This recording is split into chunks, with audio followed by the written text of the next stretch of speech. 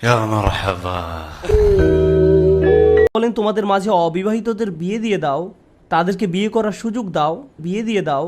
এই নির্দেশনাটি ব্যাপকতা বোঝায়। এই নির্দেশনাটি কাদের জন্য প্রযোজ্য?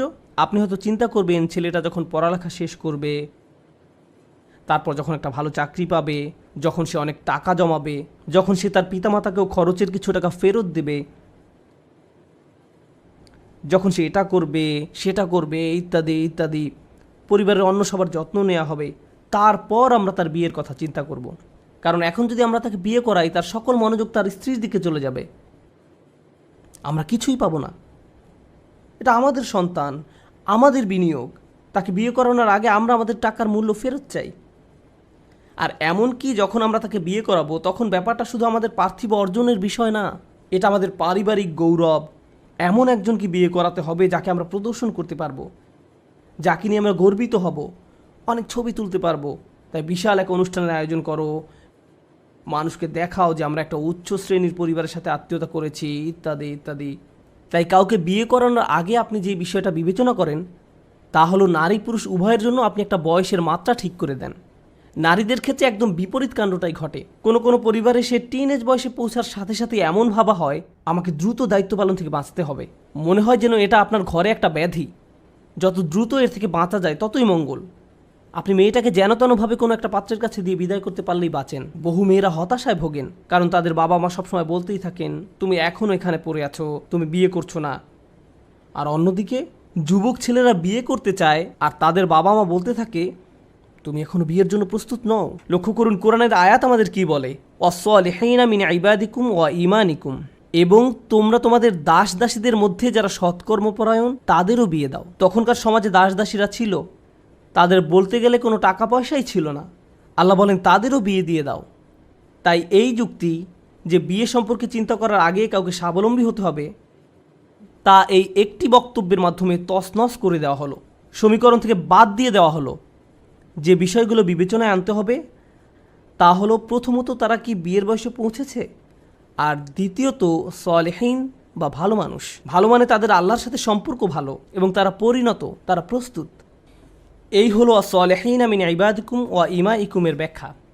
তারপর আল্লাহ এর সাথে যোগ করে আরও বলেন, কারণ এখনও বহু মানুষ এই বিষয়টাকে গুরুত্বপূর্ণ মনে করে, ইয়াকুনু ফুকারা ইউগনিহুমুল্লাহু মিন ফাদলিহ, তারা যদি নিঃস্ব হয় তবে আল্লাহ নিজ অনুগ্রহে তাদেরকে সচ্ছল করে দেবেন। কারণ টাকা পয়সার বিষয়টা আল্লাহ নিকট ক্ষুদ্র সমস্যা, তবে আল্লাহ নিজ অনুগ্রহে তাদেরকে সচ্ছল করে দেবেন।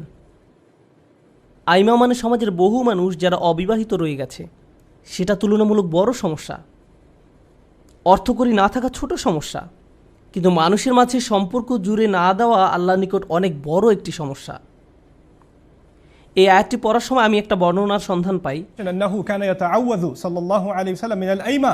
রাসূল সাল্লাল্লাহু আলাইহি সাল্লাম এমন সমাজ থেকে আল্লাহর নিকট আশ্রয় চাইতেন যেখানে প্রচুর অবিবাহিত মানুষ রয়েছে। তিনি উম্মার এমন অবস্থা হওয়া সম্পর্কে উদ্বিগ্ন ছিলেন যেখানে প্রচুর অবিবাহিত মানুষ থাকবে আর তারা এটা নিয়ে সুখী থাকবে। আসলে এই অবস্থায় তারা সুখী নয়। আর অন্যজনের বেলায় যে বিয়ে করতে চাচ্ছে তাকে বিয়ে করতে দিচ্ছে না, তখন সেই ছেলে বা মেয়ে বলে যাহ ঠিক আছে আমি আর বিয়েই করবো না, একা থাকবো। যখন কেউ বলে আমি একা থাকবো, তার অর্থ এই নয় যে আমি ফেরেশতার মতো থাকবো। নিঃসংকোচে বলতে গেলে আমরা জানি এর মানে কি। একজন 30 বছরের যুবক যে কিনা একজন প্রফেশনাল, ভালো টাকা উপার্জন করেন, অন্যদিকে 28 বছরের এক মেয়ে যে লেখাপড়া শেষ করেছে এখনো অবিবাহিতা, তার মানে এই না যে তাদের কোনো আকাঙ্ক্ষা জাগ্রত হয়নি, পাপ করার সুযোগ তৈরি হয়নি, বা তার আগের দিনের মদিনার মানুষদের মতো ধার্মিক জীবনযাপন করে। মদিনারও তার নিজস্ব ধরনের সমস্যা ছিল, মদিনাতেও নিজস্ব ধরনের পরিস্থিতি ছিল। আপনি যদি মনোযোগ দিয়ে রাসূল সাল্লাল্লাহু আলাইহি সাল্লামের জীবনী পড়েন তাহলে দেখবেন সাহাবীদের জীবনে বিভিন্ন ঘটনা ঘটেছে। মাত্র আজ সকালে আমি এক সাহাবীর ঘটনা পড়ছিলাম, যিনি কোনো এক কারণে মক্কায় গিয়েছিলেন, আর সেখানে তার জাহিলি যুগের এক মেয়ে বন্ধু ছিল। আরবি বর্ণনায় যে শব্দটি ব্যবহার করা হয়েছে তা হলো খলিলা, মেয়ে বন্ধু, তার মুসলিম হওয়ার আগের জীবনের। তো মেয়েটি তাকে দেখতে পেল আর বলল তুমি কি আবার আমার সাথে নির্জনে থাকতে চাও? তখন সেই সাহাবী রাদিয়াল্লাহু তাআলা আনহু বললেন সম্ভব না, তোমার আর আমার মাঝে ইসলাম এসে গেছে। তখন মেয়েটি রেগে গেল এবং সে তার ভাই বন্ধুদের ডেকে তাকে মারধর করতে উদ্যত হলো। সাহাবী বললেন ঠিক আছে, আমাদের জন্য একটাই পথ আছে, তা হলো আমাকে তোমার বিয়ে করতে হবে। মেয়েটি বলল ঠিক আছে আমাকে বিয়ে করো। তিনি বললেন আগে আমাকে রাসূল সাল্লাল্লাহু আলাইহি সাল্লামকে জিজ্ঞেস করতে হবে, কারণ তিনি জানতেন না যে অমুসলিম কাউকে বিয়ে করা যাবে কি না। তারপর তিনি রাসূল সাল্লাল্লাহু আলাইহি সাল্লামের কাছে ফেরত গেলেন এবং তাকে জিজ্ঞেস করলেন। তারপর এই আয়াত অবতীর্ণ হয়। যে মুশরিক নারীদের বিয়ে করো না যতক্ষণ না তারা ঈমান গ্রহণ করে। আমি আমার আলোচনা থেকে একটু সরে গেছি। আমি যে কথাটি বলতে চাচ্ছি তা হলো কিভাবে আমরা বিয়েকে সহজ করে দেব, কারণ বিয়েকে কঠিন করা শয়তানের কাজ। শাহ ওয়ালিউল্লাহ রহমতুল্লাহ আলাই বুদ্ধিদীপ্তভাবে একটা ব্যাপার তুলে ধরেছেন। একটি সমাজে শয়তানের রাস্তা হলো হারামকে সহজ করে দেয়া আর হালালকে কঠিন করে দেয়া। যখন সমাজে এটা ঘটে তখন শয়তানের জয় হয়, কারণ লোকজন সহজের দিকে আকৃষ্ট হবে। তাই আজকের সমাজে আপনি যদি চোখ দিয়ে আনন্দ পেতে চান, আপনার সামনে স্ক্রিন আছে, বিভিন্ন নিষিদ্ধ জায়গায় আপনি যেতে পারেন, আপনার অফিস বা ক্যাম্পাসে, আপনার মোবাইল ডিভাইসে, সোশ্যাল মিডিয়ায়, ডেটিং অ্যাপস, আরও কত রকমের উপকরণ আপনার হাতের মুঠোয়। কারণ পুরুষের মহিলাদের প্রতি আকর্ষণ থাকবেই। আল্লাহ এটা মানুষের ভেতর দিয়ে দিয়েছেন, আর এটা কোথাও চলে যাবে না। নারীরাও নিজেদের জন্য সঙ্গীর খোঁজ করবেই, এটাও আল্লাহ তাদের ভেতরে দিয়েছেন, এটা প্রকৃতিতেই রয়েছে। এই কারণেই পরিবার তৈরি হয়।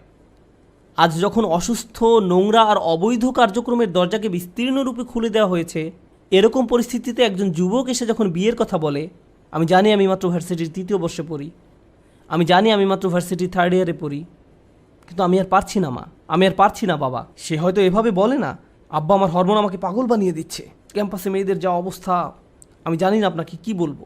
সত্যি একটা মেয়ে আমাকে শুধু মেসেজ দিয়েই যাচ্ছে। কেউ তো আর এভাবে তার বাবা মাকে বলবে না। সে হয়তো বলবে, মা আমি মনে করি আমার বিয়ে করা উচিত।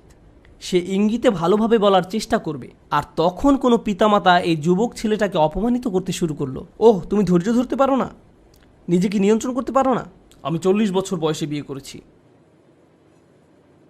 কিভাবে আপনি 40 বছর বয়সে বিয়ে করেছেন? আপনার তো এখনই বয়স 50 বছর।